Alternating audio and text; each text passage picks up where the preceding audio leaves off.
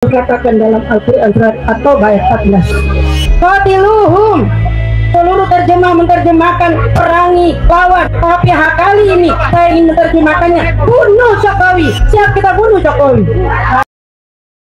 Dalam beberapa waktu terakhir, kita dikejutkan oleh pernyataan yang sangat mencolok dari seorang aktivis bernama Nurdiati Akma yang merupakan mantan calon legislatif dari Partai Umat. Dalam orasinya di Jakarta, dia menyerukan agar Presiden Joko Widodo dibunuh. Tindakan ini bukan hanya menciptakan gelombang protes di kalangan masyarakat, tetapi juga menunjukkan bagaimana manipulasi agama bisa menjadi alat untuk legitimasi tindakan ekstrem. Nurdiati Akma mengklaim bahwa seruannya tersebut berlandaskan pada ayat-ayat Al-Quran. Namun, penting untuk dicatat bahwa setiap ajaran agama memiliki konteks dan pemahaman yang harus diikuti dengan bijak. Dalam Islam, tindakan membunuh atau merusak kedamaian tidak pernah dibenarkan.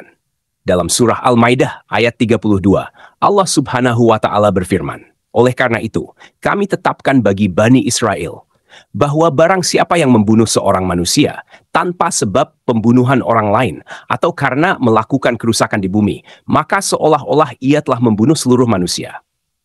Pernyataan yang dikeluarkan oleh Nurdiati Akma tidak hanya berpotensi menimbulkan kekacauan, tetapi juga melanggar prinsip-prinsip dasar ajaran Islam yang menjunjung tinggi nilai-nilai kehidupan. Dampak dari seruan semacam ini sangat berbahaya. Pertama, dapat memicu provokasi kekerasan. Kita semua tahu bahwa saat ada pihak yang menyerukan tindakan ekstrem, akan ada kemungkinan orang lain terinspirasi untuk melakukan hal yang sama. Hal ini bisa menimbulkan ketidakstabilan yang lebih besar di masyarakat. Kedua, provokasi ini bisa memecah belah persatuan bangsa. Indonesia adalah negara yang kaya akan keragaman suku, agama, dan budaya. Kita perlu menjaga persatuan di antara kita, dan tidak membiarkan provokasi semacam ini merusak hubungan antar warga. Mari kita tonton videonya berikut ini. Allahu Akbar, Allahu Akbar, Allahu Akbar. Saudara-saudaraku yang kami cintai, Bapak Amin Rais dan seluruh sahabat-sahabat yang ada di dalam, seluruh yang hadir hari ini, ketahuilah genderang perang telah dibunyikan. Kita harus siap untuk ikut berperang. Saudaraku, Allah sudah mengingatkan pada kita bahwa musuh nyata di Indonesia ini adalah pengkhianat bangsa yang bernama Jokowi. Siap menangkap Jokowi? Siap masukkan penjara Jokowi? Allah katakan dalam Al-Quran surat At-Taubah ayat 14. Qatiluhum, seluruh terjemah menerjemahkan perangi, lawan. Tapi kali ini saya ingin menerjemahkannya bunuh Jokowi. Siap kita bunuh Jokowi. Masukkan dia dalam penjara dan seumur hidup biar dia dihinakan oleh Allah Subhanahu wa Ta'ala. Dan saudaraku sekalian, perang sudah dipanggil dan Allah sudah menjanjikan pada kita. Hai saudaraku, Allah sudah katakan, innallaha tara minal mu'minina anfusahum wa amwalahum bi anna lahumul jannah. Sudah dibeli nyawa dan harta kita oleh Allah dengan surganya. Siap kita menerima surga dari Allah? Siap kita mati syahid? Saya siap mati syahid untuk membela negeri ini. Karena saya sedih melihat aset-aset kita sudah habis, anak cucu kita tidak kebagian. Kalau tidak sekarang kita bangkit, kalau tidak sekarang kita lawan penjajah yang dalam negeri kita sendiri, kita akan gigit jari, anak cucu kita nanti akan sengsara. Oleh karena itu saya mendoakan, tolong diaminkan. Auzubillahiminasyaitonirrajim.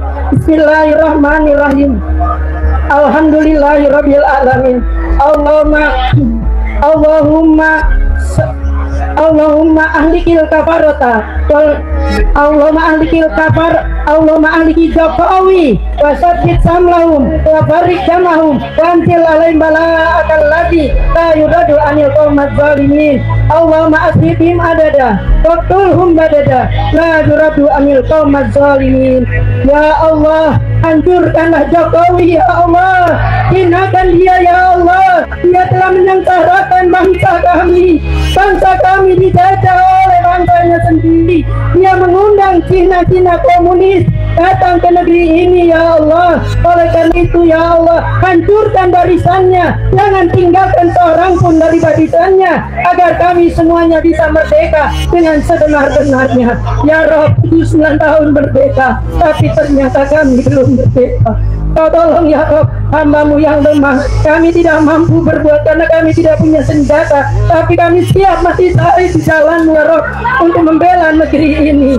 Rabbana afrik alaina sabran wasabit aqdamana wansurna alal qaumiz zalimin wansurna alal qaumiz zalimin wansurna alal qaumiz zalimin.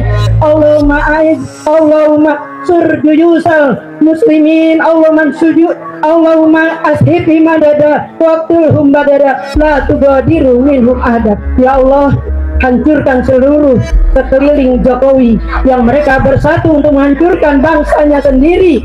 Jangan tinggalkan seorang pun dari teman-teman mereka. Habisi mereka semua ya Rabb. Tinggalkan kami semua yang cinta pada negeri ini. Allahu Akbar. Bismillah fatum qarib. Yakinlah pertolongan Allah akan datang untuk kita.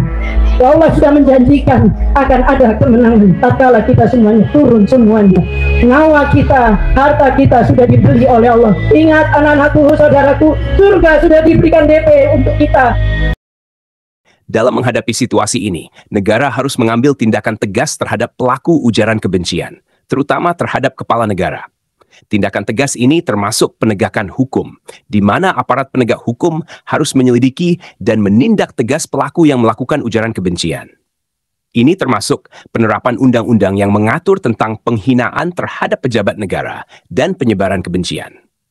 Selain itu, pemerintah perlu mengedukasi masyarakat tentang pentingnya menghormati pemimpin dan nilai-nilai kebangsaan melalui program-program sosialisasi yang menekankan pada toleransi dan kerukunan.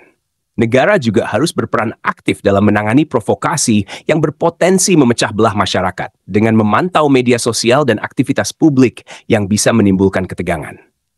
Dalam Islam, segala bentuk kekerasan dilarang. Ajaran kasih sayang sangat ditekankan dalam Al-Quran. Sebagaimana dinyatakan dalam surah Al-Anfal, ayat 61, jika mereka condong kepada perdamaian, maka condonglah kamu kepadanya dan bertawakallah kepada Allah. Ajaran ini menunjukkan bahwa perdamaian adalah tujuan utama dan kita harus berupaya untuk mencapainya, bukan dengan cara kekerasan. Rasulullah Muhammad SAW juga mengajarkan kita untuk saling menghormati dan hidup dalam harmoni. Dalam sebuah hadits yang diriwayatkan oleh Abu Hurairah, beliau bersabda, seorang muslim adalah orang yang selamat dari lisan dan tangannya. Hadits ini menekankan pentingnya menjaga ucapan dan tindakan kita agar tidak menyakiti orang lain. Kita harus menolak segala bentuk provokasi yang mengatasnamakan agama. Penting bagi kita untuk bersatu dan menjaga kedamaian dalam masyarakat. Mari kita jaga keamanan dan persatuan bangsa kita, agar tidak terguncang oleh tindakan-tindakan ekstrem semacam ini. Jika Anda merasa video ini bermanfaat, jangan lupa untuk subscribe ke Menuju Cahaya TV. Dan aktifkan lonceng notifikasi agar tidak ketinggalan informasi terbaru dari kami. Mari bersama-sama kita menyebarkan pesan-pesan positif dan menjaga kedamaian di antara kita. Terima kasih telah menyaksikan. Semoga Allah Subhanahu wa Ta'ala senantiasa membimbing kita ke jalan yang benar.